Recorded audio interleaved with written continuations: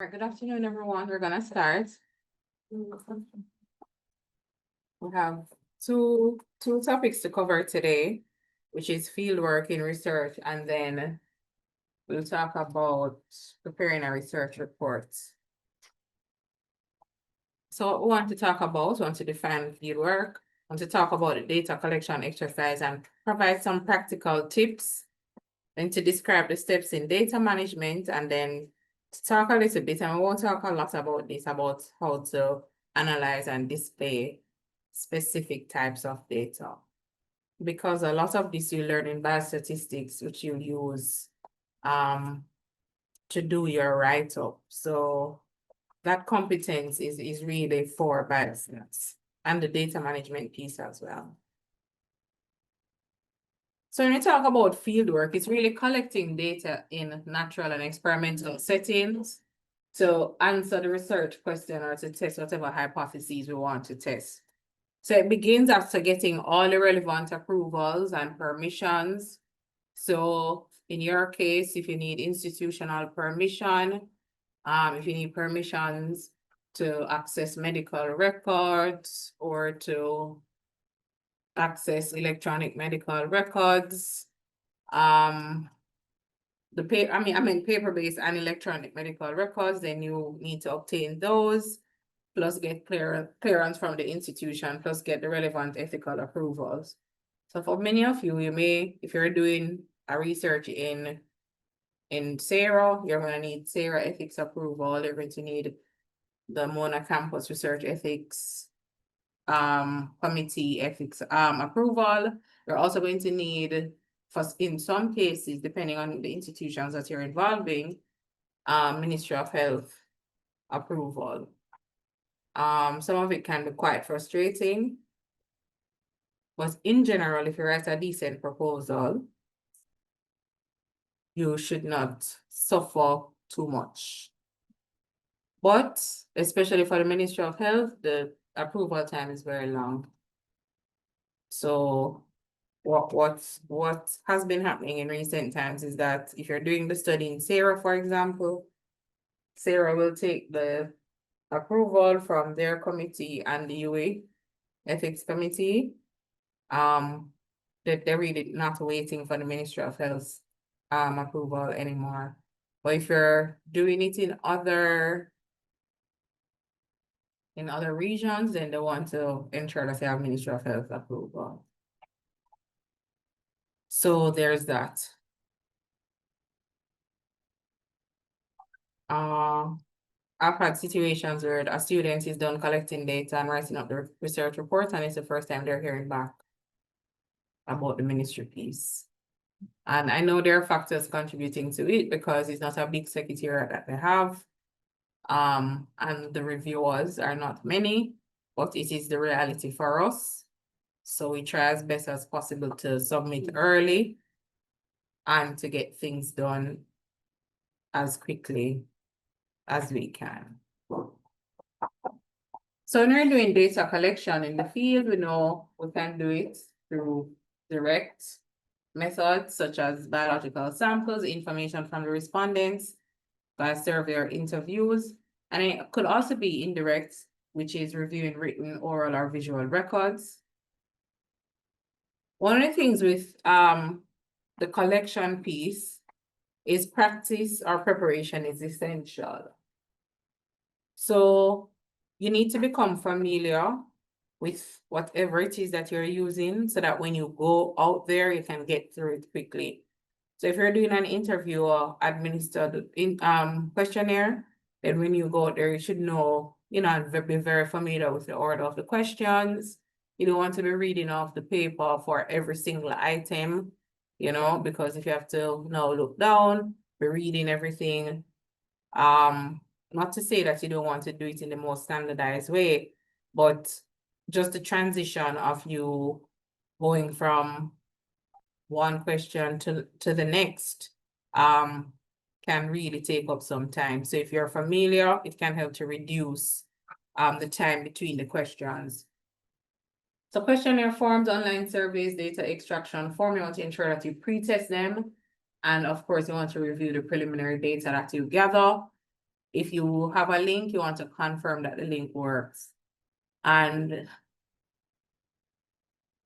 if you have a link, please ensure that it is not the link to the editor page.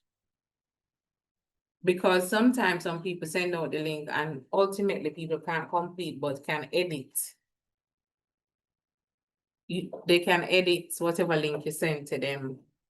And so they end up changing in your content of the tool that you've created. So you have to be very careful. So you're also testing the link among your peers, asking them if it works. Ensure that the Y of the hyperlink does not fall off. And it will take, for it to take them to some place, or they have to be in touch with it so that link is not working. Ensure that if you have timelines around that link, that you don't cut it off before the time that it needs to cut off, and then people can't access it anymore. So just be very mindful of all of that. And you need to train all your data collectors, and because we want reliable, valid information, we want things to be done in a very standardized way. So we try to train all our data collectors. When you get to certain types of research, or depending on who you're working with, they may want you to develop a whole training plan and document for the training of your research assistants. They don't ask for you to provide that for ethics committee here.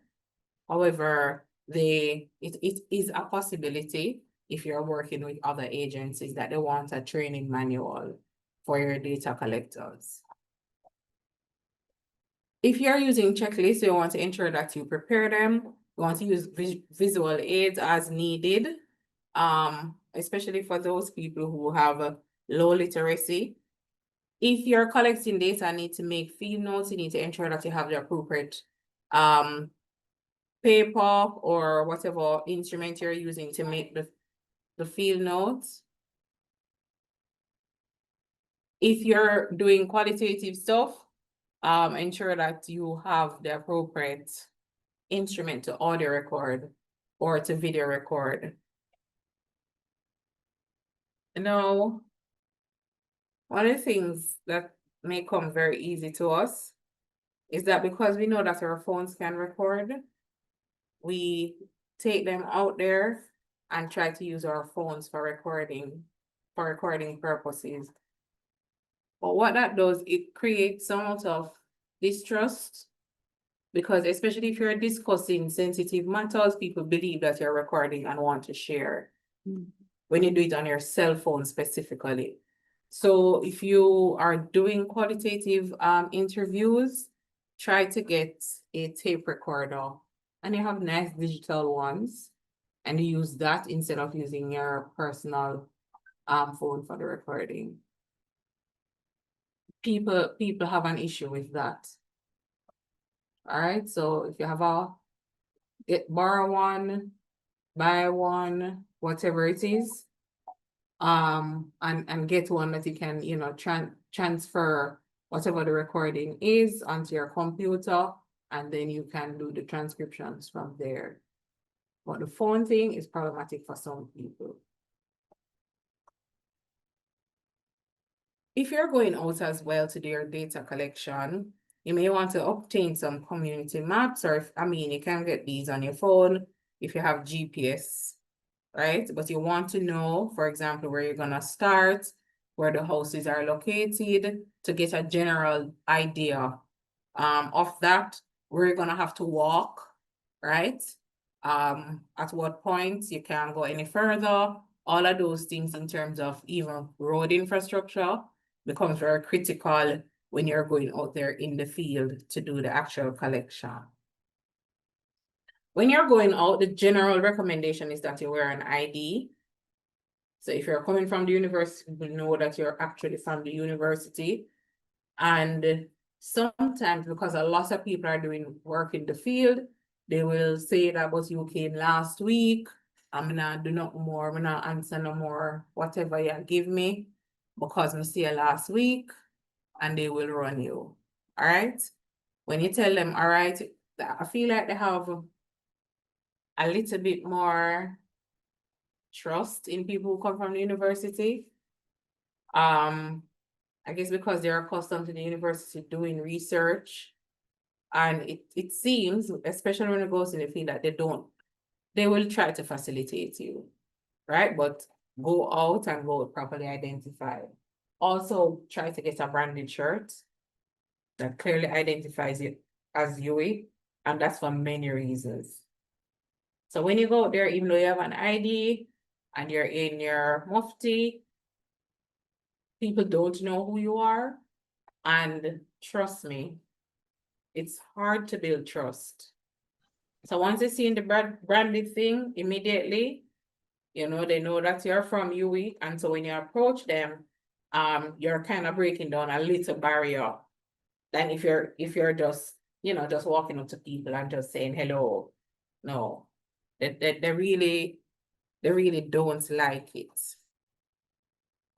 One of the things too is that when you go in the communities, you find that they try to protect you.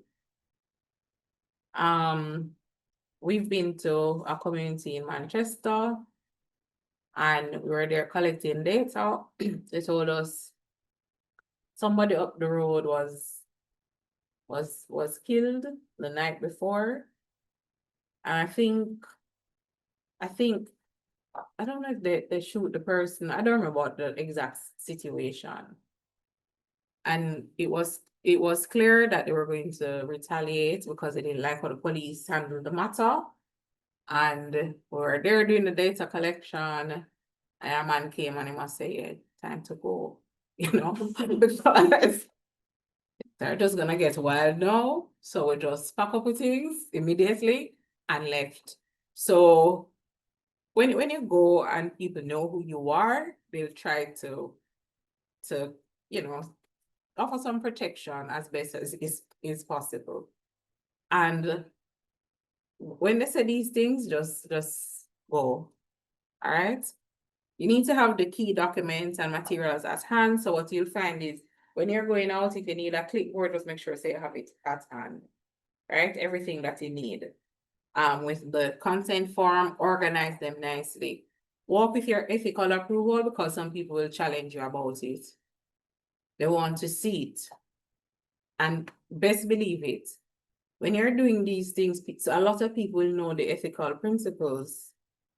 So if you're trying to cut corners and you're trying to get a group consent, like this happened at my church. So people came and they wanted to do some dementia screening, and they just piled up all the 60 people and just talking to them at once, and then people walking around with the form.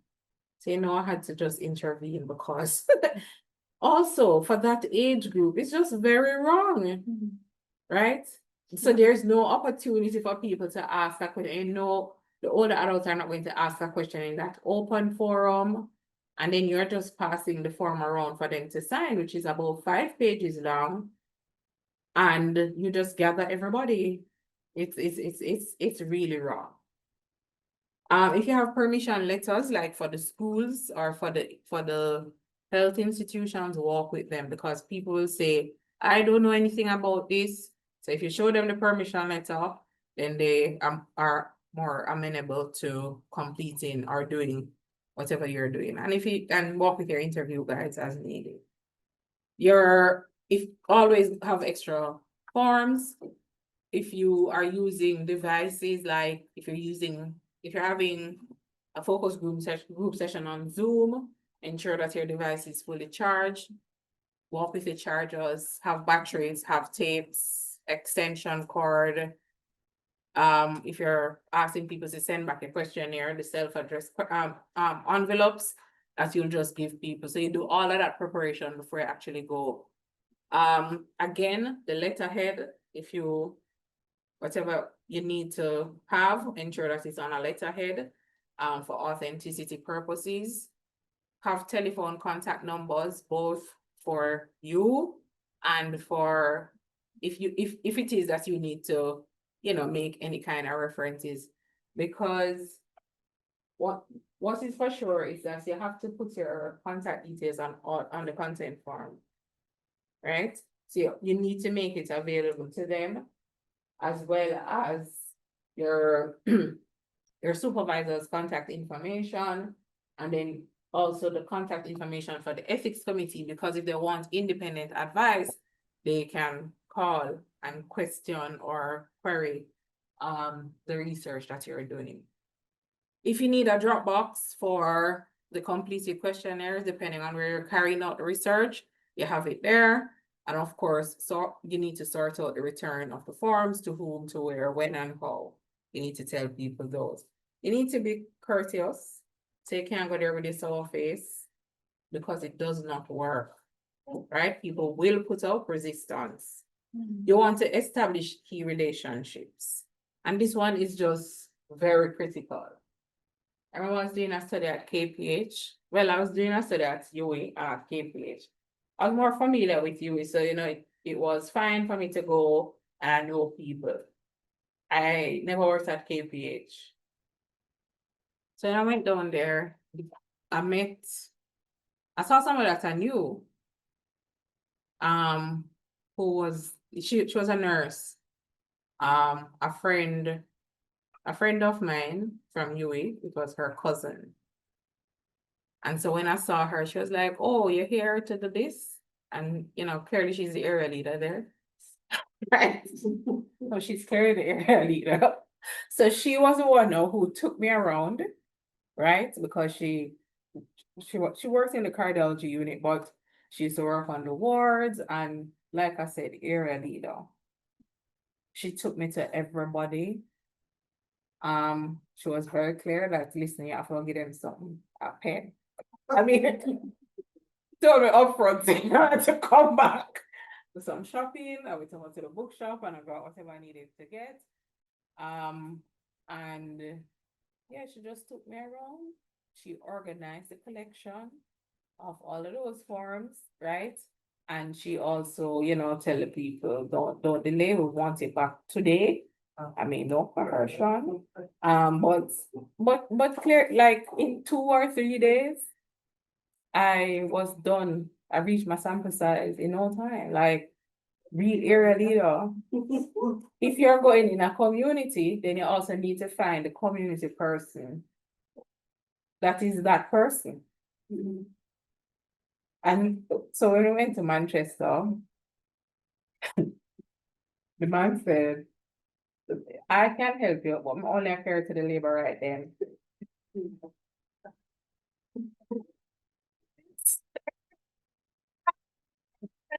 This was no, it had nothing to do with anything political. But also what was very interesting is that we're doing some around COVID vaccine, that their influence was because Andrew did say them to take it. And that was the only reason them take it, because and let me say, really? And they want to say, "I only when him come down here, like, not even that, only when him come down here." Physically went in the community. And him said, "Take the vaccine." At that time, them take it because the boss come and say it. So wow. But influence. No, that thing was very insane. And remember now, we're doing older adults. Okay? People over 60. So when you find people who can, if you're doing community, walk the community with you, that's good. And always go with somebody else. It makes a big difference, right? I mean, also, you're not gonna want to go to some of these places alone. If you're going up to the hospital, don't go alone. If you're going to the health center, don't go alone. Right? Just try and have somebody with you. And if you're going to some places, you just know that you're not gonna go alone. Right? You don't want to drive there alone, and you don't want to be there alone. You need to have good listening skills, and you want to also try to prioritize punctuality. So don't be loose, and you know that the people them start from 6 o'clock or 8 o'clock, and you just take yourself and go to the place 1 o'clock. Go on time, right? And the perception, even by the staff that you're going to meet, will show that you're somebody of purpose. And trust me, if you come with negative vibe, entitlement, like an attitude of entitlement, you're going to meet up with you're gonna meet resistance. And the other thing that I'm going to say is that if you're doing your study in any health institution, even if it has nothing to do with the nurses, just make the nurses them know. Otherwise, they're gonna have all of your support. Right? Just in a matter. Write a formal letter to them to let them know that I am doing and engage them. Because if you don't, them going to run you off of the ward. Okay? So make sure, that it does not matter what you're doing. Please ensure that the nurses in the health institution know that you are there to do the study. Trust me on it. To write that. Right? Go and only if you're not right, go and say you want to talk to matron. I tell matron, matron, I'm doing some data collection outside under the tree of the environment. What I just want you to know. Right? Every cup. Huh? No, me I said any health institution, make sure you find the nurse that is in charge of it and talk to them, and your research will get done. If you don't have them buying, regardless of who, their problems. Just trust me on it. Okay? So it may not form part of your ethics proposal, but when you go out there, you carry a letter of them. And talk to them and request a meeting. You don't have to give them anything, they just need to know. Right? And when they know, they will call up people. Yeah, it is Bible indeed. When they know now, they will call the people on the ward to tell them that you're there to do the research, so they should accommodate you. Because remember now, when you go to the wards, if you're using wards, the nurse they never meet, even if what you're doing has nothing to do with them. All right? These. Everything.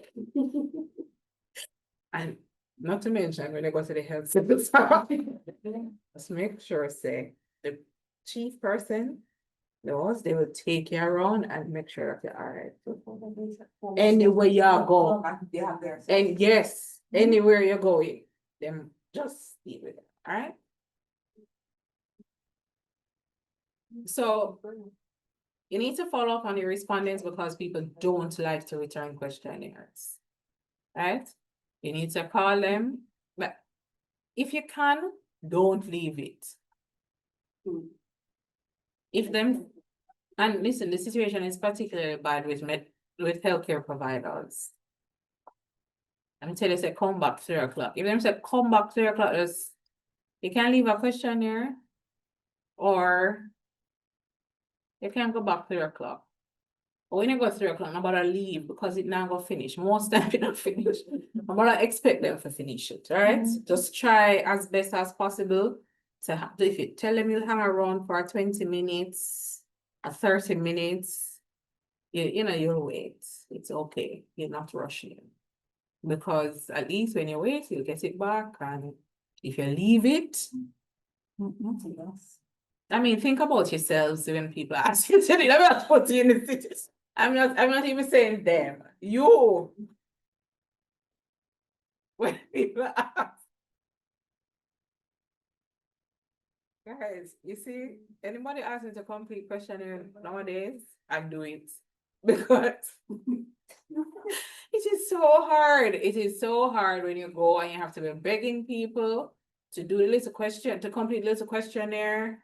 And I don't know, I feel like it's your whole soul you have to give them to just try and get it for something. Let's just say, you need to try and determine how you're going to deal with difficult people. Because some of them will shame you bad. No, they will. Them listen, them are like sometimes I wonder what woman did really do for this. Like them all try done, Well, yeah, Is that your do it or you're not do it, you know, like. Your strategy. Huh? What is your strategy? No, if they don't want, you just move on, and you just also don't take it personally. Because, I mean. Oh, God, man, at that moment, I want to say, is something wrong? Did you eat today? Did you use the bathroom? What is it? Because, no, some of them are really harsh, you know, like, Thinking about it, because we're saying that at the time we're going, they will not get through already. So kind of foreseeing that they may not be so. the patients are far more cooperative. Or the healthcare worker, them they talk. No, the patients are really not bad. I tell you, the healthcare workers. Right? No, I'm telling you, trust me. And you know, the secondary care, healthcare workers is the one I'm talking. The primary care one, them kind of. Yeah. You know one. Yes, smart.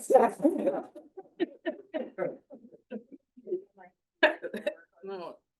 Huh? What do you mean? I don't. The primary secondary. Here. The secondary people are a little more chill.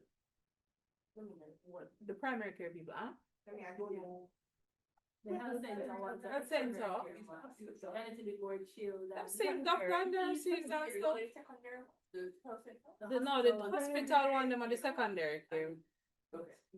The hospital. Not medical. Huh? No, It's stress, yeah. Hospital is secondary. Relatively more, you know. first of all, you're going to go to them and you're afraid to even ask them a question. No, the face is not, the face is not, Yeah. the patient, the face is not welcoming. No, I'm telling you.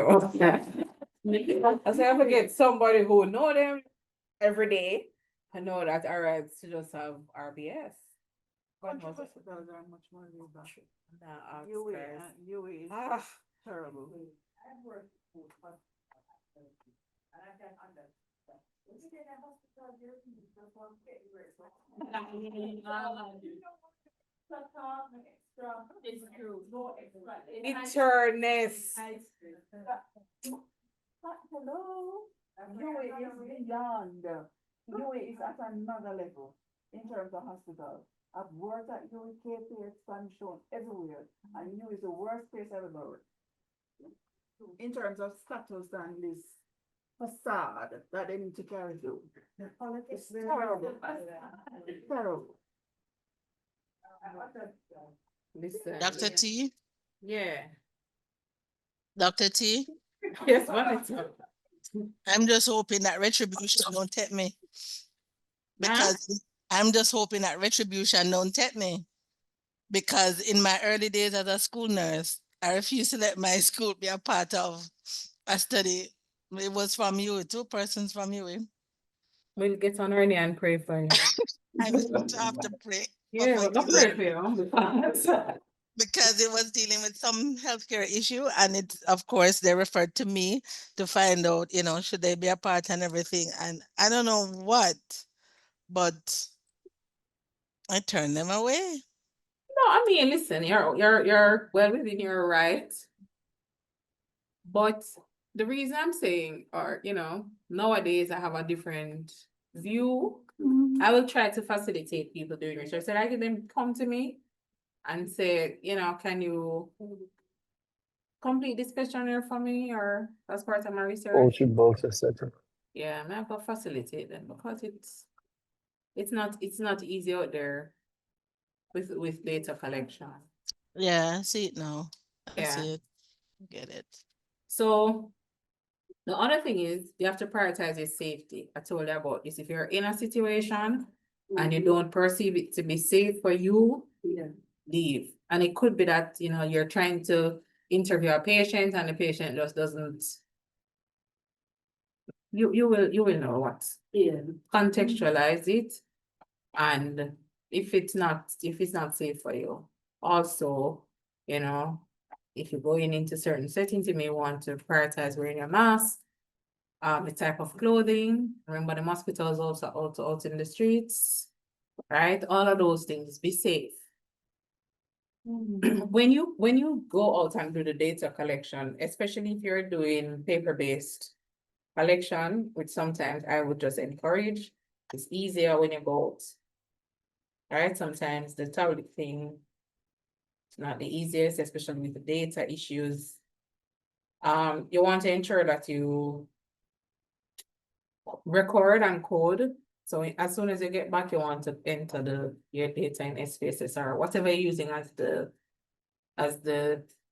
tool for your analysis or to track it. Just ensure that you come and you just do it, because you see when you have 300, it's like you're never gonna get through it. If you come back and you had 15 today, just put in the 15. And then what it will do, it will just help you to track to see how things are going and if you need to intervene in any way. If you're doing qualitative, you see that listening to a recording and writing out word for word what is said, what you asked, what is said in response, and by whom. So like a 30 minutes recording may take you 3 or 4 or 5 hours to transcribe. It's because you have to be playing at your pause and you're typing out and what language. No, you have to say what I'm saying, their own language. So you have to write word for word. So it's not the summary of it. It's literal word for word. You do have transcription software, except that in Jamaica we see Patois, and they are not affiliated with the first of all, the spelling. So when you look, you don't even understand. So you can use this, but what it will mean is that you still have to listen to the transcript. So what, let me just put it. I'm all for it. But I just want to put something in perspective so that you're not caught off guard. You see when it makes an error and you have to go now and then you have to do backspacing and correcting, put in the appropriate spelling, put in the punctuation so that people can, because when it's transcribing, you know how we talk already, and we talk. So if it makes no sense sometimes, it's just a continuous flow of words. We don't pause.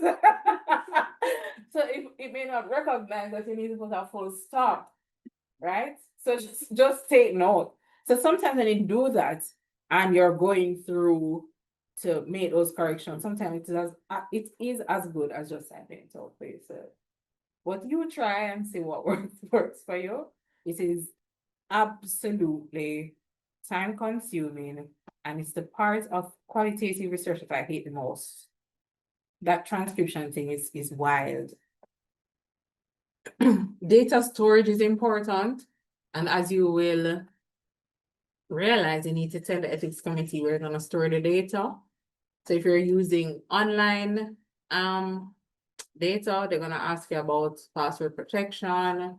They want to know about if you're storing the physical questionnaires, where you're going to store them, which is in a lock covered in the Department of Community Health and Psychiatry. Where's the lock covered?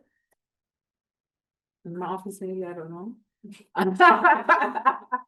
The important thing is that, the security of the information is important. And you also need to talk about how long you're going to store the data for. And according to their policy, 5 years is their recommendation before it's destroyed. And you need to say how you're going to destroy it, if you're going to shred them, or if you're going to burn them, or whatever it is that you need to state. Or yeah. And so you need to state the fine details of how they will be destroyed. Ethics submission. Oh, they don't need it. This will be written in the ethics submission. And then if you're doing online stuff, then you need to state how the privacy will be maintained. And another thing is how anonymity will be maintained, because if you're doing an online data collection, using an online data collection method, sometimes I come into you, Shelly, and sometimes when you just want people to do the thing once, the only way you can verify that is if you have their email addresses, or you link their email addresses to. And if you're doing that, then you're not maintaining anonymity again, because you can now link the email address to people, so there is also that. So when you're setting up the tool online, then you also need to state that do not collect email addresses. And so what it does, it runs the risk of somebody doing it twice. But yeah. And Shelley, it depends on how it's worded. Shelley? Yes, Dr. Thompson, I'm glad you raised this point. So I have two questions. The first one has to do with the data protection law that is now in place, right? So when we go out to collect information as students in the MPH program, we are now data collectors, and we'll be collecting data assets, as what they refer to it as in the Data Protection Act. Is it that we're supposed to have a form for people to fill out that indemnify us, as well as to say that we'll be protecting their items? How do we navigate that? What is it that you're protecting? Because your questionnaire should not be collecting anything that links them to that links the actual subject to the data.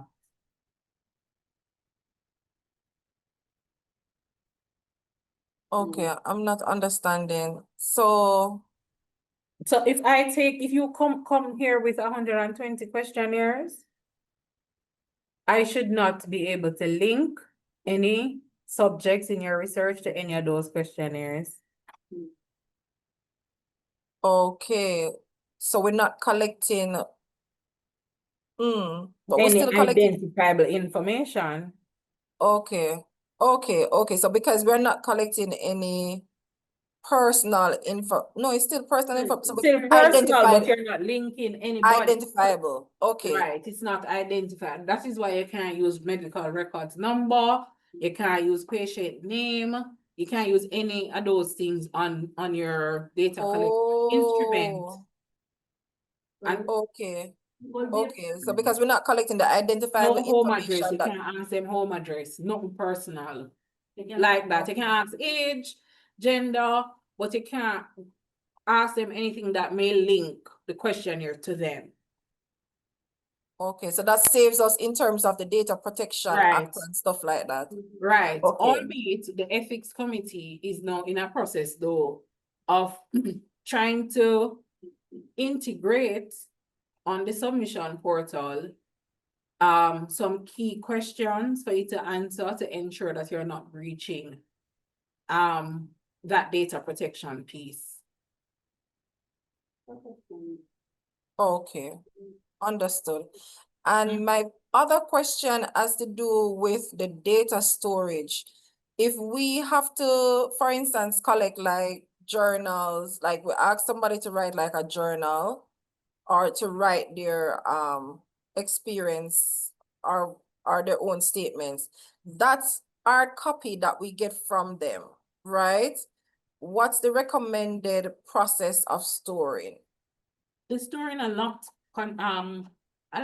cupboard, anything that's secure that only you the researcher and your supervisor will have access to. Gotcha. Okay, dokie. Thanks. And if it's electronic data, then something password protected. If you Right, have right. electronic forms, they should be encrypted. Okay, dokie. Thanks. Yes, Vanessa. You think that we can ask forward, would we be able to find on their community or their nearest health center? You can ask about their nearest health center, but you sometimes can do that part. So sometimes instead of asking them that kind of well, you can ask them. There's nothing wrong in them stating, because it's usually the geography. You can't link them specifically to tell you the nearest health center is at Gordon Town, for example. It's fine for you to ask. But sometimes you can, as a researcher, control lots of things. So say you're doing the study at KPH. You may not even need to ask the patient which institution. And for them to indicate whether it's KPH, you can code your questionnaires in such a way that this questionnaire will have a code. So number 100 to 150, you know that anybody with those numbers are patients who are from KPH. So that some of those information you leave out. So sometimes if you know the information, you can include like like that, like institution, you can just use numbering so that you know. So when you're entering your data, then you will know you give numbers for UE as 151 to 300, and so you deal with it in that way. Or the reason I was asking that because you wanted to find out if they have access or if there are health centers available to them in their area. Yeah, man, that's fine. And you can say, what's the name of the health center? It's fine. Okay. Okay. Any other question?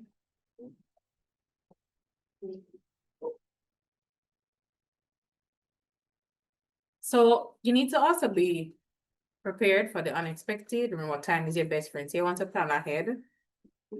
No, I'm telling you. Sometimes you go someplace and you get stuck because of weather, flooding, right? You go to some places and the road infrastructure.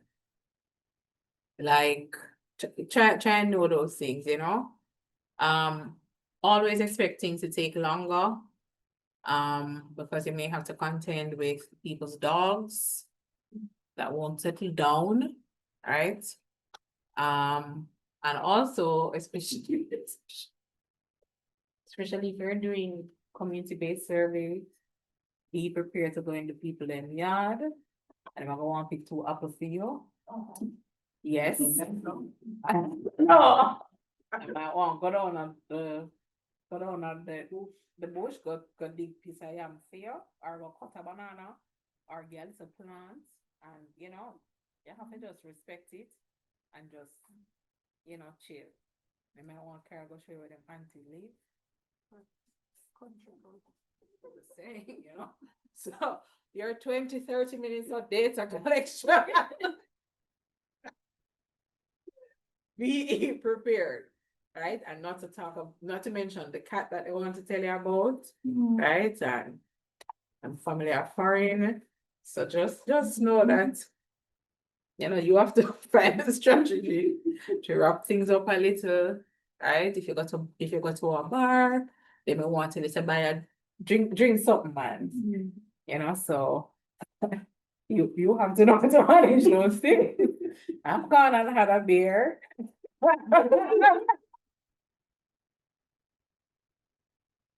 Because it's data we want. It's okay. I've gone, we're doing taxi data collection, and my can't wait no more. And I've gone all the way to Crossroad with him. When I come back, me stop at the gas station with him. Because say to come meet the farm. So it's like fine. I went to the taxi.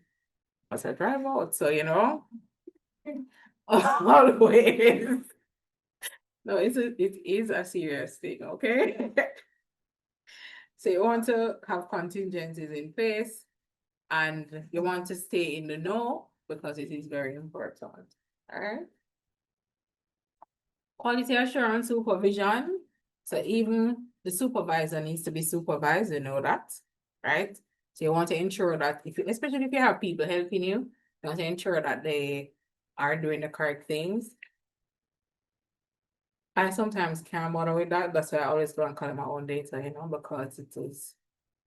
No, every research that I've done, I've collected my data. Every single one. By yourself? Yeah. I mean, I may have company. So like the last research that we did, it was me, Mrs. Chinbele, and Dr. James. So we took the trip to Portland and to Christiana, and we all, went together. We just planned with it.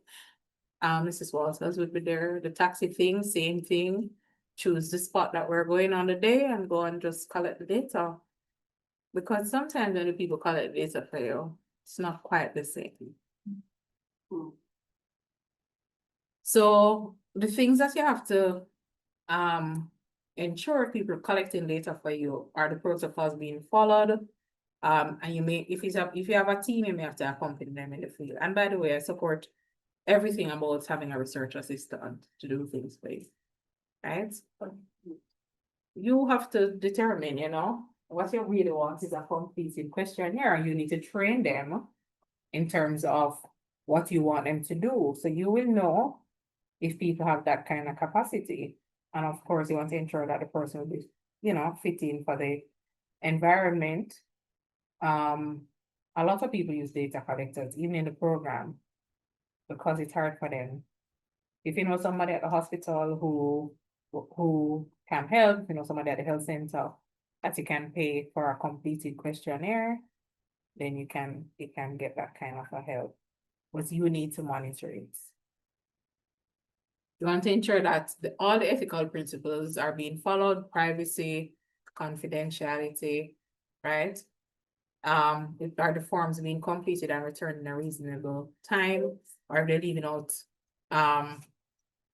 many fields on the questionnaire.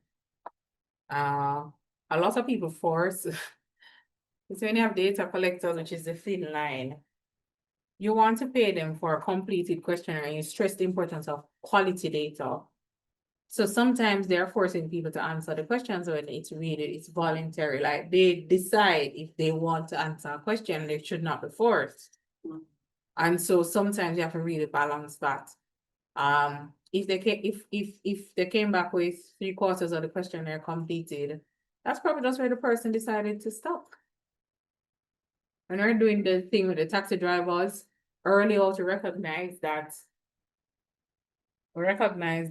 the last part of the questionnaire was not being done, because by the time it starts and they reach the front of the line, they have to go. So what did we do? We start quickly. Like we start at, you know, or ask some very key questions, and then we can finish up with some other questions.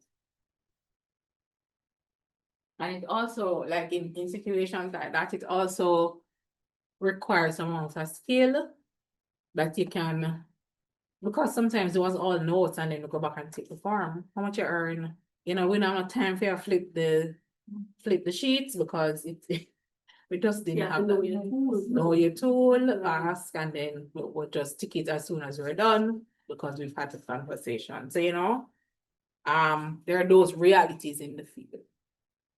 And so we want to keep checking the interviews, and ensure, like by the time we reach 10% of the sample, look at what we have, check the interviews, check the transcripts, and all of that. A big problem in the field is the whole thing of informed consent.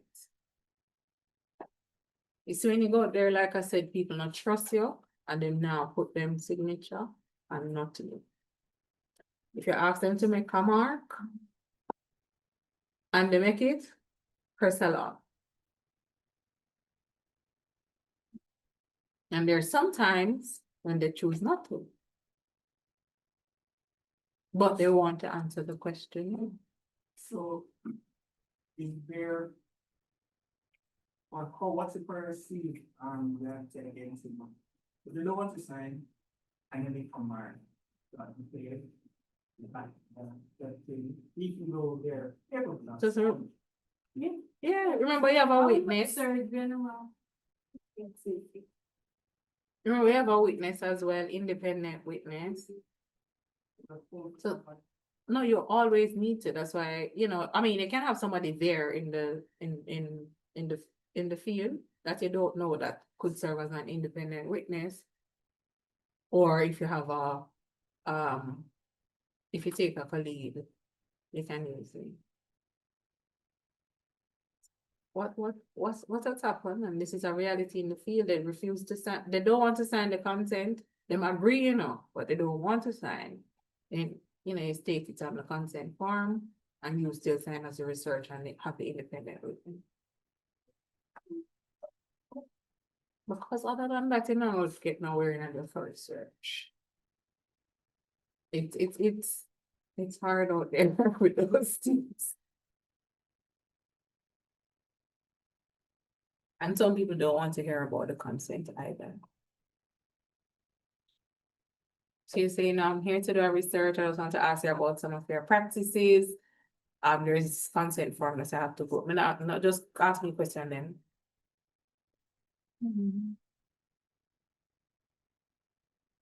No. Progress reports, sometimes you'll need that. Is the schedule being kept? Will the sample size or a sample strategy needs to be adjusted? Because sometimes we write up that we want us to do a systematic sample on every third patient. But you recognize that even if you go every day, you're not going to get to your sample size within 2 months. So you may want to change the strategy and do alternate patients, right? Or change the sampling strategy altogether, right? Should you do a census of everybody who comes on the specific days? You know, so sometimes you go and you realize it's really a challenge to get to your sample size. And sometimes you need to make some adjustments. And then the other thing is, you may have to rework the sample size when you note some of the realities in the field. So say you were looking at readmission rate and you use some international studies on readmission rate to estimate what is happening in your local context. It will generate a sample size based on your study population to be X number. But you may go in the field and recognize that yours is much different and you're not getting to where you want to go. So if you use your rates now that you have some familiarity with the rates, then the sample size will change. It can also rework your sample size. Not necessarily, right? Or you can do what you call a power analysis, which is looking if the number of people that you have already is powerful enough to recognize the statistical significance. You could do that kind of analysis. Then when you look, you may need to increase your data collectors, and depending on how the data collection is going, you may have to retrain people if necessary. So if you're doing like blood pressure monitoring, you may have to retrain them based on just how some of the measurements are coming along. So in terms of data management now, the whole programming, it entails programming, coding, the data entry, setting up a database, doing your data cleaning, doing your data analysis. So when you're doing your coding, it's really translating the information, as you know, into something that can be analyzed or often used by a computer program. So you can assign whatever it is that you're assigning, numerical, it's usually numerical data. But of course, it depends on if you're using other things. So like if you're using Excel, depends on what you're using, you will know how to code. You always need to code your don't know or your missing data, right? Or if people refuse to answer, then you can code it, right? I know now you're using 888-999, right? That's not applicable. Just stick with it because it's common, whatever you code it as. And then sometimes you're required to create a code book. Programming, it may require additional skill, pre-approved responses, automatic skips between questions, ensuring consistency of the entries and completeness of the files. Of course, that is, all when it comes to the whole data piece. But generally, you don't have to do whole program. The 3 main ways to enter your data to the computer, you can enter directly into whatever you're doing, right? So if you're entering from the questionnaire, you can enter it directly into Excel or SPSS, whatever it is. If you and somebody else doing the entry, meaning if you are doing the questionnaires you collect and somebody else doing the questionnaires that they collect, just ensure that the database is standard. Because when you're supposed to copy it and put it over, if somebody puts in one extra variable and you don't have the same thing, it's a problem. So ensure that they match up. So we need to have somebody in charge. If you're in a group, somebody who is in charge of the data sets. So no changes will be made unless you contact X person. All right. Now, one of the things that they encourage is, I mean, if you're doing Excel thing, you can import the information into any of your statistical software. That has its pros and its cons, because everything, if you import numbers, it's fine. But the other things, wordy things are gonna come over as a string variable, and so you have to code them. Yeah, I can help you with the coding, but you just have to ensure that you don't have errors, okay? But AI will help you with coding on the Excel spreadsheet, and you can transfer it to SPSS. For data quality purposes, sometimes people will say that you do double entry, right? So you enter, me enter. But of course, you know that is very neighboring because it's not easy, especially when you have, I mean, let's just use your class activity as an example. And your questionnaire is going to be that times 10 or times 8, right? So just use that as an example, and see that it is not an easy task. You need to do your data cleaning. A lot of typographical errors, miscoding, incorrect data entry. So when you do it, it's good that you run frequencies as soon as you're about 10%. What is usually very interesting to me is I'm coding 1, and I'm going down to the next line. And so this one is now 111 because the keyboard is keyboarding, right? The 2 is 22, right? And you're not realizing that until you run the frequency, right? And sometimes you'll put in wrong data, so your finger touch. For a 5-year-old child, you put in that the child is 60 kilograms. Not that he can't weigh 60, but it's unlikely. So you'll now have to go back to your questionnaires and check, so you have to clean it up nicely. So a good practice is when you've entered the data, you just run a frequency on all the variables and see what is out. Because if you code something as male, female, and then you see a number 3, then you know you need to go back and find the 3, and then also find the corresponding questionnaire to find out what that is. Right? Some of them, they're easy, because if you code, say you code gender, male, female, 0 and 1. If you have 3, then you have to go find the questionnaire. Sometimes if you code the 0 and the 1, but you see 11, then you probably will just change it to 1 because chances you were attempting to enter 1. Right? But what you should do is find out the questionnaire and ensure that it is there. And that can be very annoying, which is why you want to do it. And as soon as you're done, you run the frequency until you correct it there, and then you only have 20 questionnaires in front of you than trying to now go through, because those questionnaires, and another thing is when you're trying to keep your questionnaires together, which I never do, try and just order them in terms of the questionnaire number, because that will help to find where it is if you have an error. All right. You always need to try and just back up the result. The backup, you say, email it to yourself every day. When you finish, save, email it to you and your mother, somebody.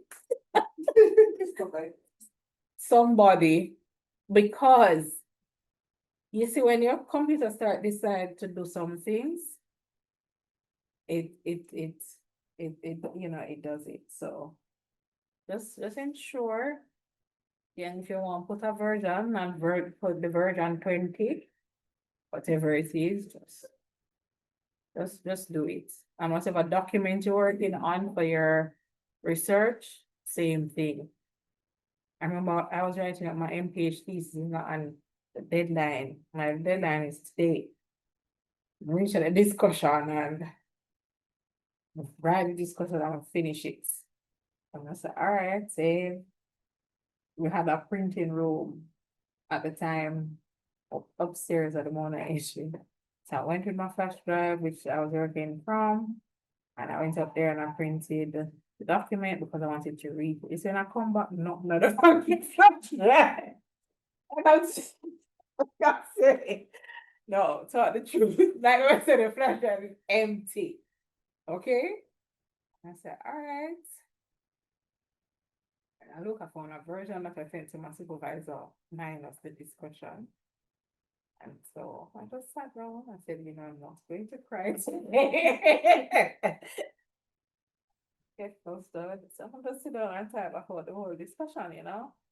I just think I think just that. But I'm saying this is so the SPSS gone, you know, and that was just my flash drive for my research things, you know, all I keep it sacred. I'll just the research things on it, and if everything went like, yeah. So email yourself, right? Don't forget, do not forget. Alright. Other thing is when you learn this as well. When you get to the point of recoding variables, as you will learn, always recode into a new variable and don't recode the variable that you have. Right? Just say recode into another variable. So just label that variable as gender recode or age recode and leave the whatever you call it in the original form, you leave it. Because sometimes when you recode that variable and don't recode it to a new variable, you make an error and you lose all of the original data. So that is something that you learn to do it in biostatistics, which is after you get practice it all, after you finish entering the data, you will learn how to recode. So always recode into a new variable. You want to explore the data, you want to obtain derived variables and derived variables if you are adding things. If you're doing the BMI from the height and the weight, and you're coming up with this new variable, and you want to create that. And sometimes you can tell SPSS to do it based on a formula. Sometimes you may just have to calculate it probably in Excel and bring it over. Describe the data. Generally, you want to talk about your sample characteristics, focus on the outcome variable as well, do your subgroup comparisons, and then you estimate some outcome parameters. So this is now where you're looking at association, so you're doing your inferential statistics. Where are you in biostats, by the way? Z-score still? I move on.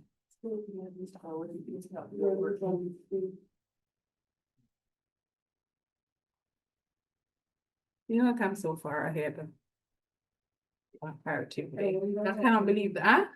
I can't believe that this is like done.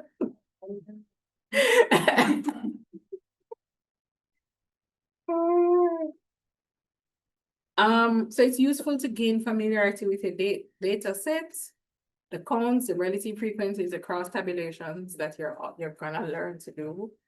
How to come up with the summary statistics. So how to generate your mean, your median, your mode if you need it. How you're gonna deal with extreme values, how you're going to display the data, if you're gonna use box plots or whatever. You start run anything yet? Yes, still. I really feel like I'm too like you should be saying yes at this point. Like, yeah, we know how to run the data to generate all of these things out there, and we know how to create the histogram. Yeah, now talking about how to do it in SPSS. All right, so all of these things, what is the shape of the distribution? You know about skewness and everything about that already. Are the means proportions as expected? Are the ranges, minimum values, maximum normal? What about the measures of spread? The total sample size is as expected? Are there missing values? And you learn how to deal with missing values. All right, so like I said, these are some biostatistics things that you're gonna learn as you go along. You may have to compute things like compute age from date of birth, categorize. Say you collect the age in the raw variable, you have to now reduce it to categories depending for your analysis, right? Some data points you can use it to create scores. So if you get one right here, so the correct answer is 1. The other one you get wrong, 0, and you come up with a whole score. You can do that in your analysis and you can do it in SPSS. You want to always present a table for the sample characteristics. This is your first SPSS assignment, so you will learn a lot about this and how to describe the data that you present, how to summarize it, ensuring that you're not repeating every single thing. I guess that is your lab to come. So you would make reference to your biostats notes really for these. The categorical variable, again, rely on Mrs. Chin Bailey to inform you of all of these things that you need to do. And trust me, all of this will be concretized by your first biostats assignment because this is all about this. Displaying data, interpreting data, writing a report on the data that you've generated, which is what you're going to be doing for your research. All right. So all of that is saying that. So that is it for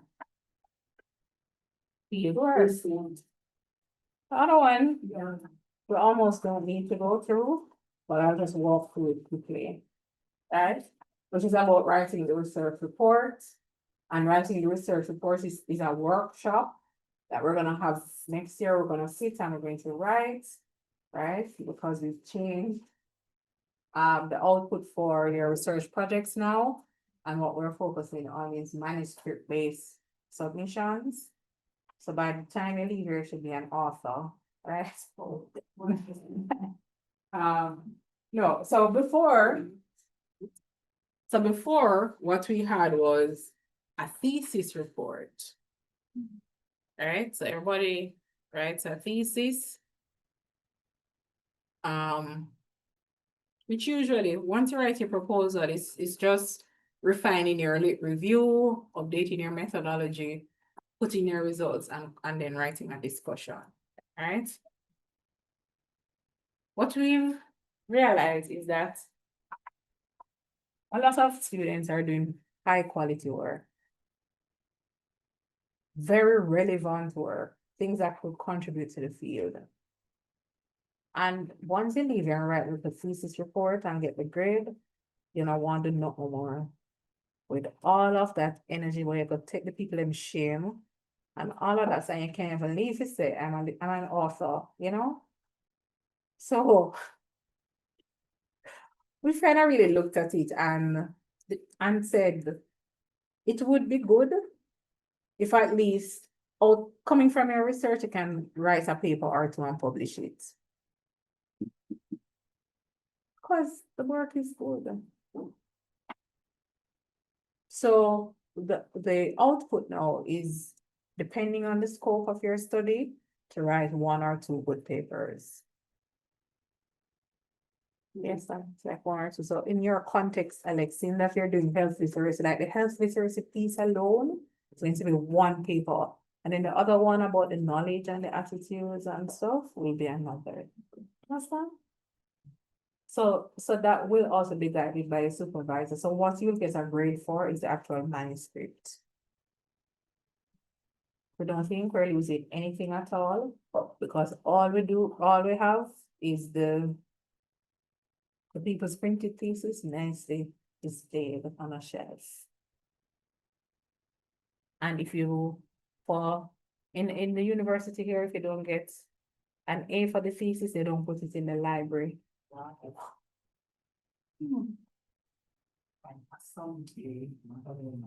a solid A.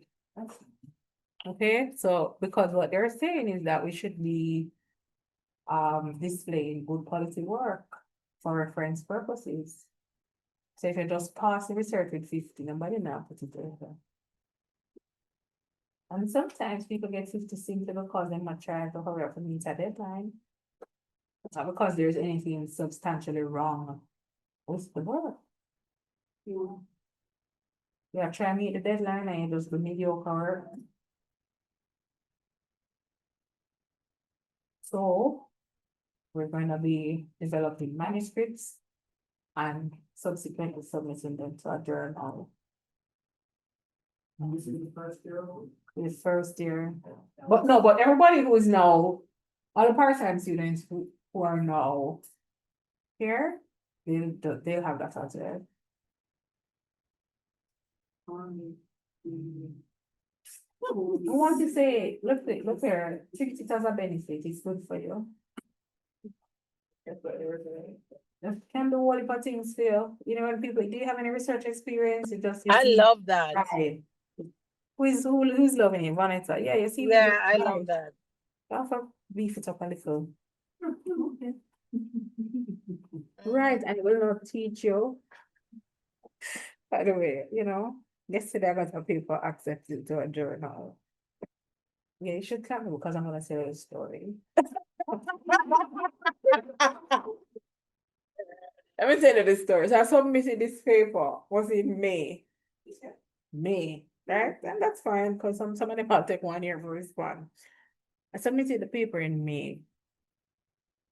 Probably about June or July, like probably about 6 weeks. Could be like, probably was a month later. The journal replied with the reviewer's comments. 2 reviewers, right?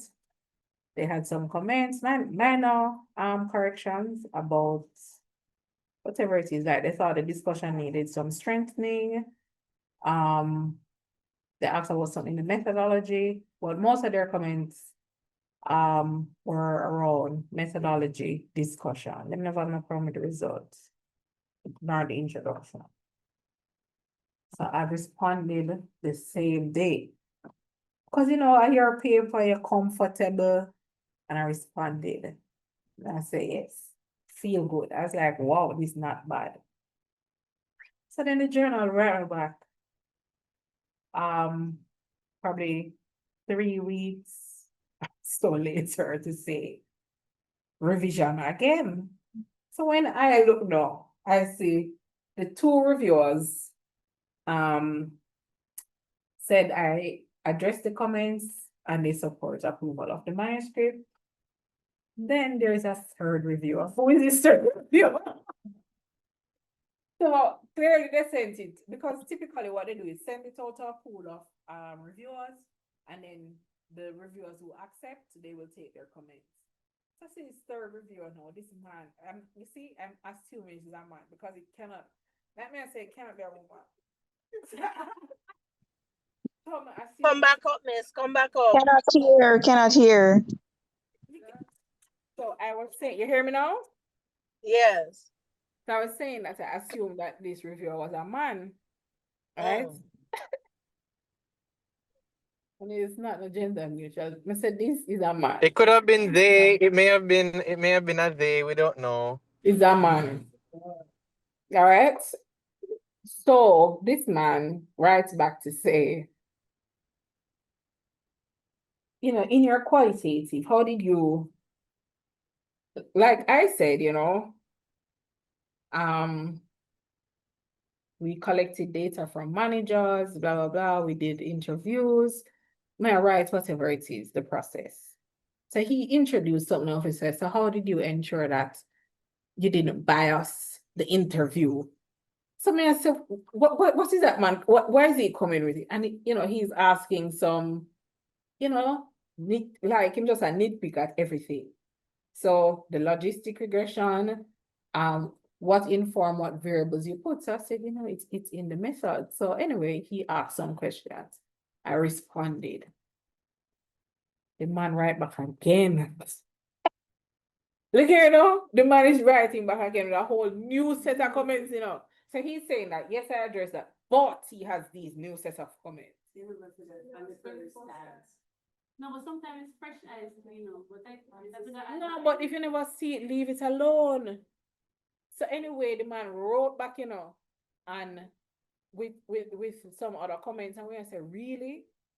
Anyways, I responded. I'll get another email from the No, this is now saying revision required. Now when I say revision, poor, you know, let me say, what could have caused this in a life? You know what the man did now? Put a bag of comments about HIV, and it had nothing to do with the paper. So I wrote back, I said, dear editor, thank you for the review. Please note these comments have nothing to do with the manuscript. Kindly review with a view of accepting. Because right now, kind of gets like a dark because I'm saying now he's further delaying the acceptance of the paper. You know, it's all good. The man right back again. Accepted. Which accepted. The man said, how are you going to generalize these study findings to low and middle income countries? Someone said, dear sir, I did the thing in 2 hospitals and stated it clearly in the limitations that we can't even generalize it beyond the 2. So when man ask me how am I gonna generalize it to low and middle income countries? Are you sure the third review isn't an AI? Listen, you see, so I got the comment on Thursday last week. And I was saying to Dr. James, you see, and I'm gonna get back one more comments. I'm gonna write to the editor and say, please withdraw the paper from the submission process. I wish not to proceed further. Right? So yesterday morning I woke up to an email to say that the article has been accepted. So when I look, I took it and I was like, I'm gone, I'm done. I'm not even so joyful because the man really dragged me. I said, drag me. So then Dr. James was pointing out that he believes that the editor stepped in and said enough is enough. Because, you know, typically when you get back a report, you usually get specific questions being answered by the reviewer to indicate that it is okay. And that was missing altogether from the email. So I feel like the editor is saying, listen, enough is enough. Because I don't know that if I resubmitted the thing on Thursday, that he was gonna read it on the weekend and provide a response to the editorial office for them to review that and say, here, the editor made a decision. Annoying. Notwithstanding, this is what I want for you in life. For you to go through the process. Share the grief. No, dear Lord. It was not easy, right? Other journals are not like that, right? But there are some people, like when the thing gets published, you're saying, you know, people should just have some respect. Because, listen, no, that man dragged, I've never had, I mean, I said 5 reviews, so many people think I'm all incompetent. You know, like I don't know what I'm about in life. The same a lot of people them accept the paper from round 1, you know, like round 1, review, accept. No, this man, and then the journal has the audacity to ask me if I want to publish the peer reviews. I said no. I'm being fat. No, no. Why would I want that? 5 rounds? No, they would publish all my response to the reviewers, all their comments. And they're not gonna declare who the reviewer is. They're only gonna declare who I am. So, anyways, I still want that for you. So when you're writing a report, which is what you're gonna be doing for what you are doing, want to talk about the main sections of the scientific report. Want to also discuss the information that will be presented in a scientific paper, which is what you're going to write. So the whole purpose is to inform readers about an important issue, and this important issue is your research that we've done, and to document the approach that was used to investigate the issue. So a well-written report, it explains the motivation for the study, it describes the design and the execution, it presents the findings clearly, it explains the meaning and implications of the findings, and it's usually written in a clear and concise style. So it will include the abstract, your introduction, your methods and materials, your results, your discussion, and any literature that you've cited in the paper, and of course, your reference list. So the IMRAD format, like you'll see some journals use that, introduction, methods, results, and the discussion. Usually have a title page though, and the journals will specifically state what they want on the title page, which includes the author information, the affiliation, sometimes some disclosures in terms of like conflict of interest, funding. They may ask you to put the acknowledgements on the front sheet, depending, the ethical approval, number, and they may ask you to put something about informed consent if you had human subject involvement. They may also ask you on the title page to talk about each author's contribution to the study. And then you have the other components. We'll talk about them. For the title, just like you're doing now, it needs to be specific enough to describe the content of the report and clearly, and it should be clear and precise. You need to describe the subject matter, right? So the effect of cannabis on academic performance, association of serum calcium with prostate cancer in Jamaica. You don't want to include a study on, or a cross-sectional study on this. You don't have to state that in the title. And because you're writing if you're writing for a journal, you may want to use some catchy title, like this is where you can be a little bit creative while still maintaining what the study is saying based on the research title. For the abstract, it's really a summary of the report or a preview. Although it appears first. 1 minute, please. Hello? No, I'm teaching. I'll call you back shortly. So although it appears at the first section, it's usually the last section to be written. The length of the abstract, it depends on the journal. So it could be between 100 words, so 300, 350. It's really hard to write a decent abstract in 100 words. But some of them will tell you it's just 100 words.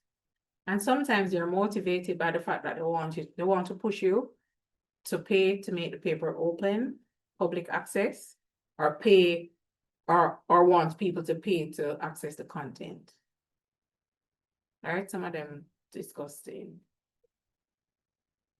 You do not want to use abbreviations, or you don't use citations at all, or you don't put figures or tables in your abstract.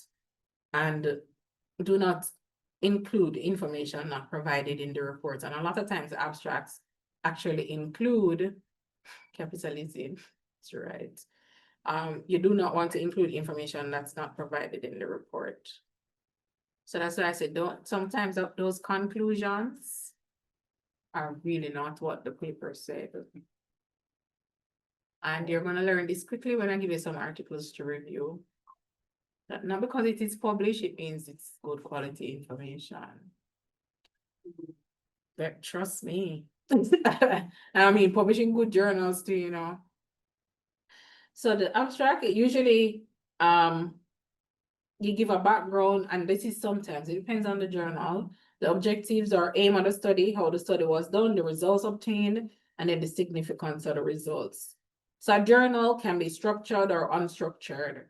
So a structured abstract will have the headings, the respective headings, objectives, methods, results, discussion, and they typically ask you to include keywords. And as you can see for this abstract, they're giving indicating when the paper was submitted and when it was accepted. You see how long? January and September. Just saying. This now is another paper but the abstract is unstructured. So when you have an unstructured abstract, it doesn't have the headings. All right. So you're just writing a narrative and everything should flow.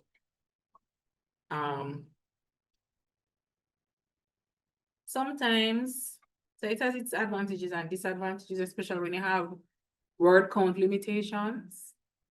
Because when you have to write in a more narrative form and the results revealed that, then you could have just write results and state the results. So the words, you have to write tight. And not all of us know how to write a tight abstract. This is another example. So your objectives, the methods, the results, and their conclusion. So this clearly was a decent number. And when you're submitting, the box restricts the number, so you can't even get too over. They can't submit because you've exceeded the limit. For the introduction, it demonstrates your awareness of how the study you conducted builds on the other scientific investigation. You want to summarize relevant literature so that the reader will understand why you were interested in the investigation. It's typically organized from general to specific, just like when you're writing a literature review now. And in terms of the problem, you move from global to regional to local in terms of your study. You want to be selective in choosing the studies to cite and the amount of details to include. The more relevant an article is to your study, the more space it deserves. And the article used in the introduction will also be used in the discussion. There is a school of thought by some that you should not be introducing any new articles in the discussion. I don't agree, because sometimes when you do your introduction, your results are presenting a whole different new findings, and you now need to go and explain them, and the whole literature may not be able to explain what you found, right? But you don't want to be introducing too many new articles in the discussion, because they will be critiqued to say that you didn't do a thorough literature review. But you can argue. So you review the relevant studies to provide a rationale, what conflicting or unanswered question or untested population in the existing research will your study address. So this is now where you're trying to identify the gaps, and you want to make a clear link between the problem and the question asked in prior research and your own study. And of course, critical thinking is very important when you're doing all of this. So the last section of the introduction should state the aim of the study or the objectives or the hypotheses. So when you read an article, when you look at the end, that is where the objective is. This study sought to at the end of the introduction. And that will now logically lead into the method section, which will tell you how you're going to address that objective. So this is an example of what came at the end. Our objective was to describe the social and demographic characteristics of street children in the Kingston metropolitan area. The study also attempted to identify lifestyle factors and children's exposure to violence on the streets of Kingston and St. Andrew. We hypothesized that children and so that is if there is a hypothesis. You want to cite the sources in your introduction and discussion of your paper as evidence. And sometimes you have to do some citation in your methods as well. You want to cite the sources in text so that the reader can find the full reference in the reference list. And one thing that's very important is that the journals, it's always gonna be a source of, ensuring that the papers, like if you put a link, that link works, that the papers are still accessible. When I was just writing, I don't know if it's this paper or another paper that I submitted. So whatever was my literature review then, I'm pulling out from the literature review to write the introduction. So that's why you have to write good now, so that when you get to writing the manuscript, you don't have to go and recreate the wheel. You pull out your nice writing and put it in the introduction. So I'm going through now and I'm trying just to tighten the introduction. And I clicked on one of the papers that was a very nice paper, nice systematic review that spoke a lot to what I was doing. When I looked, the paper was retracted like it null and void. You say, why, Lord? Why? So what I had to do now is go and find new studies to provide the citation for that, and to change up what I said. And then I also recognize that, like, a tool that I used in the study and had the reference for it, like, that website is no longer available. I'm saying, okay. So, you have to always be checking, because something that you have today may not be available when you're ready to write the paper.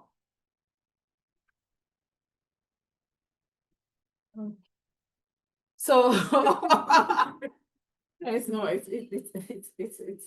no joke out there. So the methods and materials section, some people may say methods, some people say methods and materials. It's a section that provides all the methodological details necessary so that another investigator can duplicate your work. So you need to describe in detail how you conducted the study. It's the fairly standard structure to help to clarify your points. So how was the study designed? You're going to talk about the type of study, the description of the sample, and assumptions made to determine the sample size. You want to state the sampling technique used, how the subjects were recruited. You're going to state the inclusion exclusion criteria, how you did your data collection, about the tool, like whatever you used, how it was developed, if you pre-tested it, if there were any revisions, the measurements, whatever that was, you describe it, and then the method of questionnaire or data collection, whatever method you used. How the data were analyzed, you need to explain the approaches to your data analysis, including any scoring that you may have done, and you want to give the exact test that you use for the statistical analysis. Of course, you're going to have to include things such as your ethical consideration, or confidentiality, anonymity, informed consent, permission, risk, benefits, compensation. If you had that, how you did it. So I recently submitted a paper, a journal. So anyway, journal wrote back with some technical edits, which I did. It said, the editor said, the piece on ethics need to be developed further, like the consenting process. So I wrote back and I said, informed consent was obtained from all participants. By the way, most journals say that is fine. That is fine for them in life. They just want to know that you actually got it. Other journals may state that, may ask you to state that in the conduct of the research, you followed the whatever ethics protocols, so like the Helsinki Declaration, you followed that to actually do the research. So when this journal wrote back now and said, I need to develop the piece on ethics some more, and I wrote, fine details to say how I'm gonna get the consent and how people then witness and how much, all of those things, and the ethical approval, because they're also now asking you to upload the document, the approval letter to the portal. So when I do all of that now, the people then write back and say they reject the thing because they're not convinced that the ethical procedures were followed. Wow. Wait, That's what you want. and that what I mean, hear me to say, Sorry, dog, what you said was their reason for they for don't refusing? believe that the ethical procedures were followed properly. What Like, what was lacking for them to believe it? no, you see, so you don't even have nobody for cost. You don't have nobody for right. You don't have nobody. They must tell you that you just have to hold it. Okay, okay. Of course, you just take your paper and go somewhere else. But may I say, these people, like, may I call them names, because them deserve a name. Because what on this earth? Like, may I say, honestly, So they feel like it's forced people to. them don't know. They just want to reject the article, but they could just say, this does not fit the scope of the journal. Let us move along. Something, but don't come and tell me what's the ethics of. So just tell me something else and let's just move along. But it is what it is out there. It is what it is. And also, let me just say, You see, when you're publishing from low and middle income countries, where them things say, all right, this thing don't have any global relevance. Like your little thing in Jamaica, how do you think it's gonna affect the United States? Mhm. And you know, all me do is cut my eye out for them. Top down all and- the time, they can generalize those. If you don't have up your dirty money, sometimes, because some journals are free, some journals will publish just the abstract, and if you want, people can write to you for the article. Some of them is just, it's open access, but some of them, you have to pay your money. And you know, $3,500 just to get information out there. US. Hold on, what was that? 3,500 US, you know? And, you know, people wanted to publish in journals that have a big impact, you know? And What kind of US? Yeah. can I say Trump's US? Like the increased visa fee to the 70 grand? That's US. I saw it, and I'm like. $435 US. Countries to do too. 70 grand, $70,000. Well, at least the language that is. So you think, not a thing that I'm saying. Oh, yes. Anyway, Mother. so the journals are expensive. You do have programs that try to help low and middle income countries. So like, if you're publishing from a low income country, you'll have 100% waiver at the article processing charges. Jamaica is just increasing where we are in life. What did they verify? So based on your affiliations that you put on the paper, which country you're from, that's what they use. So no. So when you put Jamaica now, like the author affiliation is from the author is from Jamaica, then some journals may give you 50% discount, some may not. Yeah. I've never paid to some I've never paid. Because I simply cannot afford it. So but there's one paper that I think, you know, is a decent is a decent paper that I think I would pay to submit to publish. So that is under review. You could also write for a waiver. I wrote for one and the people then says declined. So I'm gonna wait to see. I'm waiting to see what the charges are. But again, you see people publish, just give them a little respect here because not easy, but I still want it for you. What is the joy of research? I mean, you're here with me and you're already happy, so don't not go on so. That's a good question. What you say?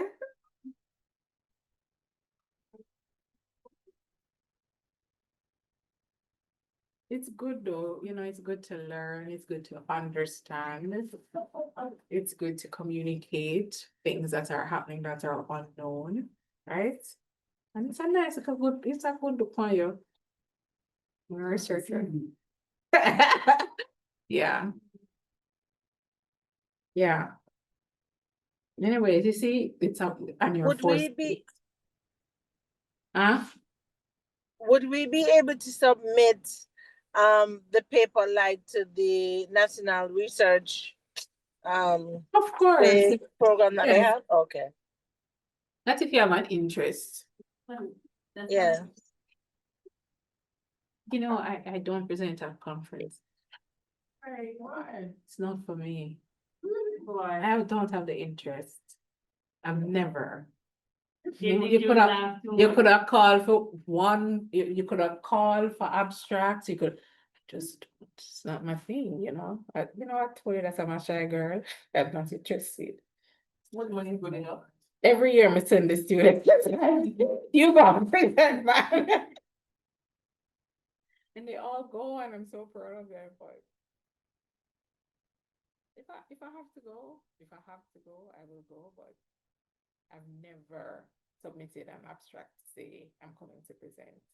And I also feel like it's a shame on my part, so probably I'll put it as a future goal, like 2027.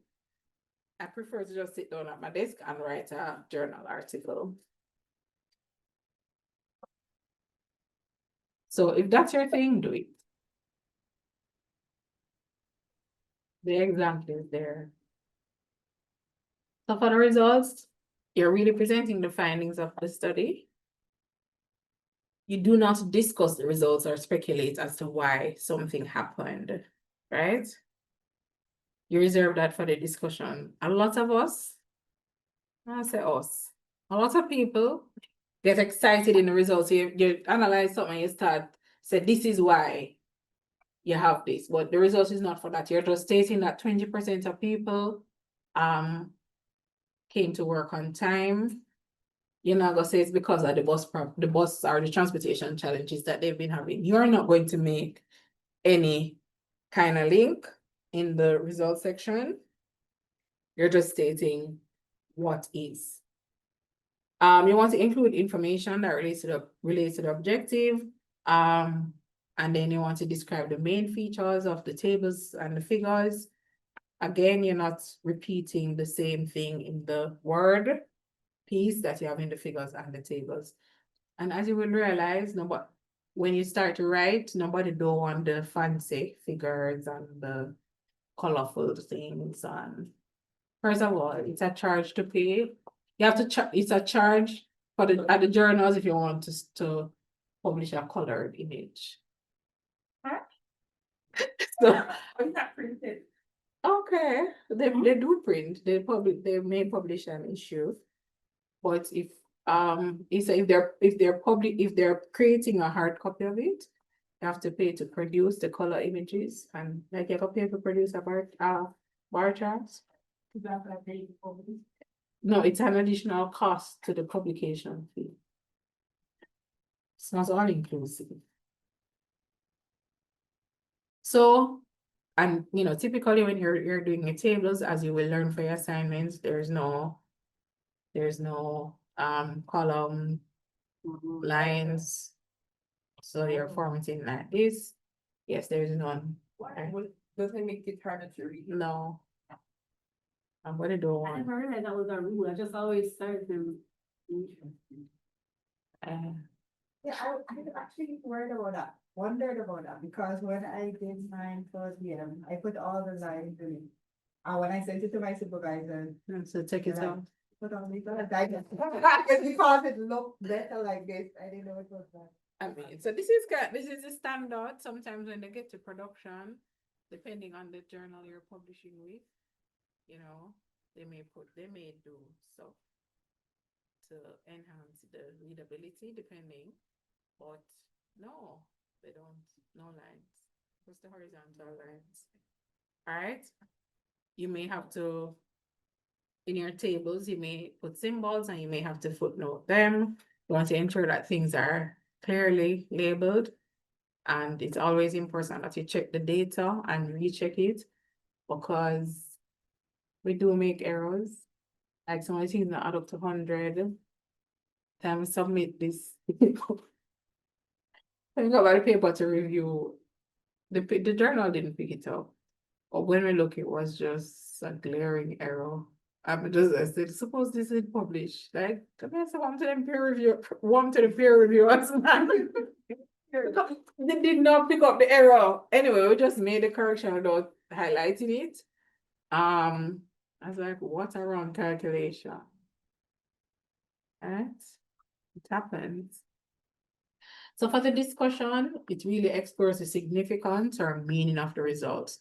You do not want to repeat the results excessively. So like if in the results you state that you found 20% and it was statistically significant and the p-value is that, we don't want to see that in the discussion. If in the discussion you're going to say that there was an association between your profession and something else, and this is the association, then you discuss that. We don't want to see the numbers now appearing in the discussion, because it's not the results section. You've already said it in the results. You want to highlight the most significant or important findings, and then you describe the patterns and the relationships, and then explain how the results relate to the expectations and to the literature cited in your introduction and any other paper. Do they agree? Do they contradict? Explain the plausibility of your findings. So in the discussion is really where you get an opportunity to be creative, because you may know information relating to the context in which you do the study that would not be published. So you probably know how people operate at KPH or Cornwall Regional, and you may want to integrate that into just trying to explain some of the differences. Or suppose there was a programmatic change that influenced something, or you think may have influenced something, you could state it. So you don't want to deliberately or inadvertently overlook a piece of data that goes in the wrong direction.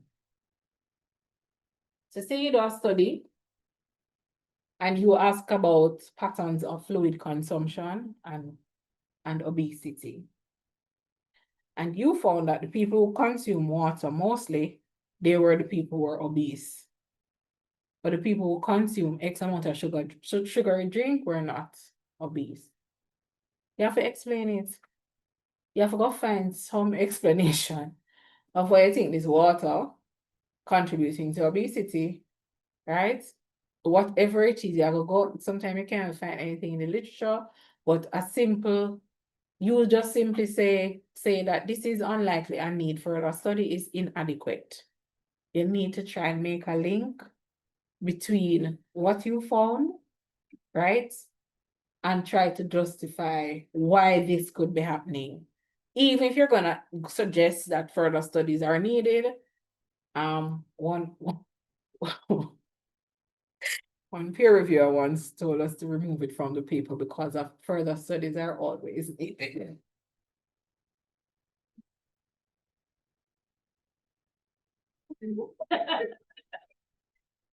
And this is the new one. And this is the one for you.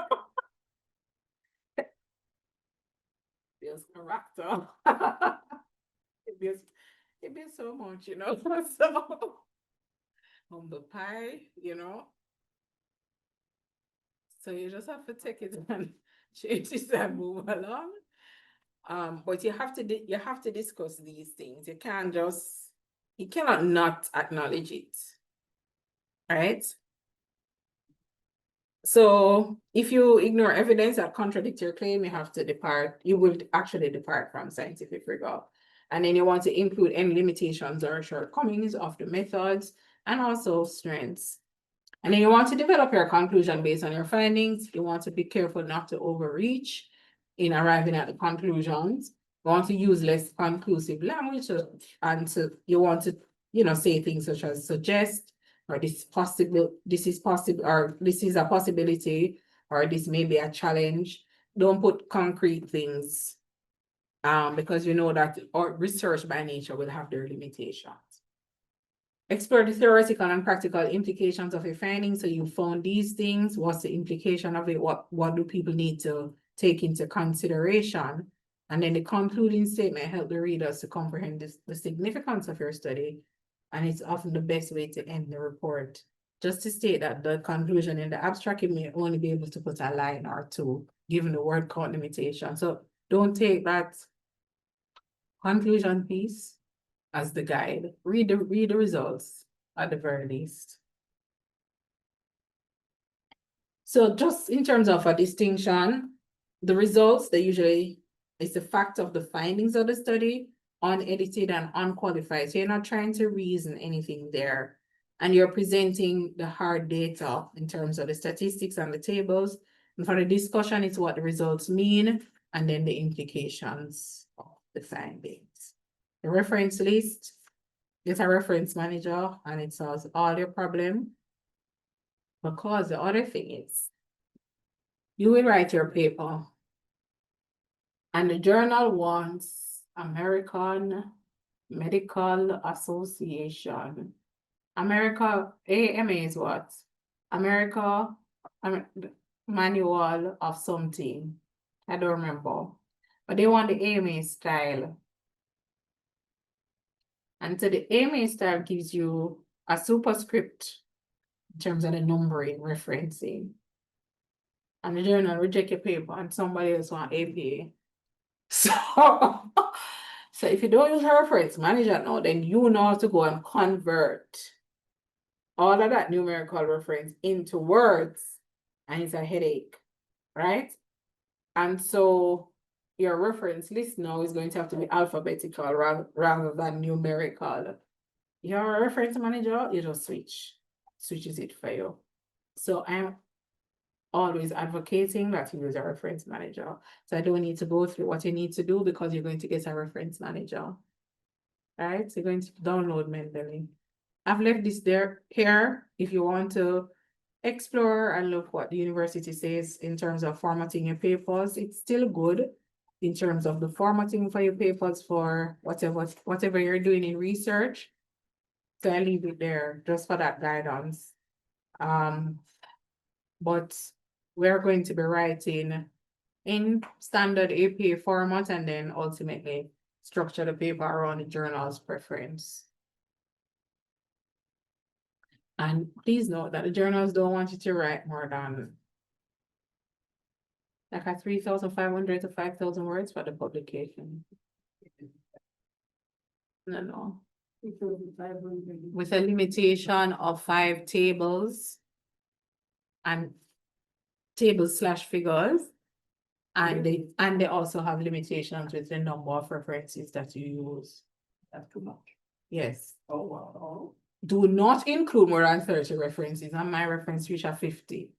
And I said, all right, one next journal, find another one. Because it's just so hard to now go through and take out. So it's very different. So you're ended. You're teaching for research. What do you think quality research? Qualitative? No, do that. Qualitative research? It will start after you finish. What does it entail? Also, so that now we look at the other components. So a lot of this kind of research that we taught here was around the quantitative kind of stuff. So everything that you're doing now. With qualitative, it's about the in-depth stuff, where you want to explore some more, the observations, the case studies, the focus group discussions, those methodologies and the philosophies behind all of it. So you'll be learning some very interesting terminologies. I don't know, I don't teach it. No, it's not my area. Professor O'Shea, Mrs. Walters, and I think Dr. Nevins does. Huh? Anybody who is here. Mrs. Walters. Oh, okay. Yeah, that's very useful piece of very useful work. Really complements what you're doing very well. It's not my thing. I do it because of necessity. But I learn about it because I need to know it, because I have to review proposals that will employ qualitative methods. But had I a choice? You need to have gloves.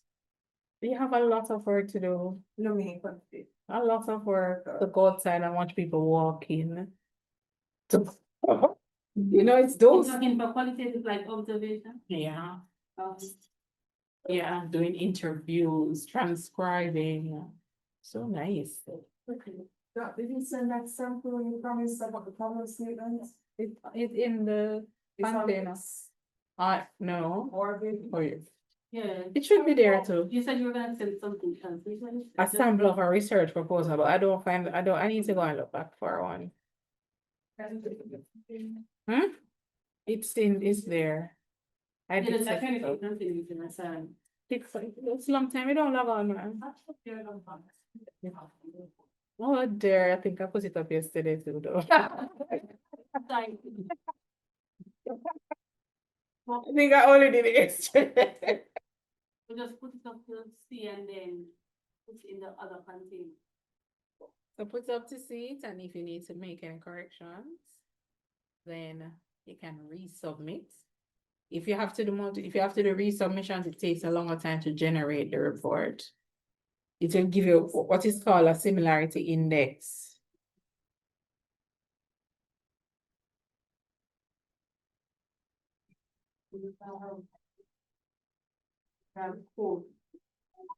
It's going to match it as similar, but so that's why I don't want to use a lot of it. A lot of quotation. What was your favorite part of research? Oh, I like generating the idea for the research. I like. Actually don't mind some of the data collection.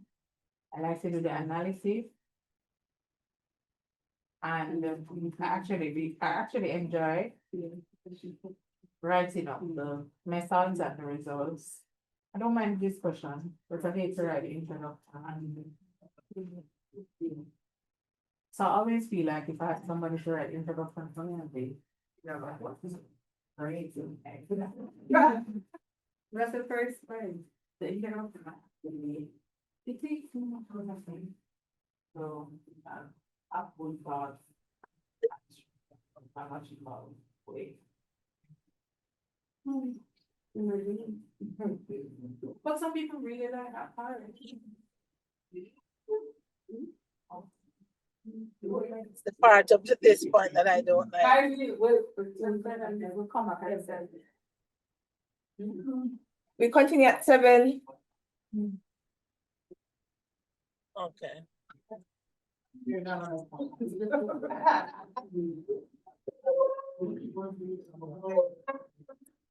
Dr. Thomas?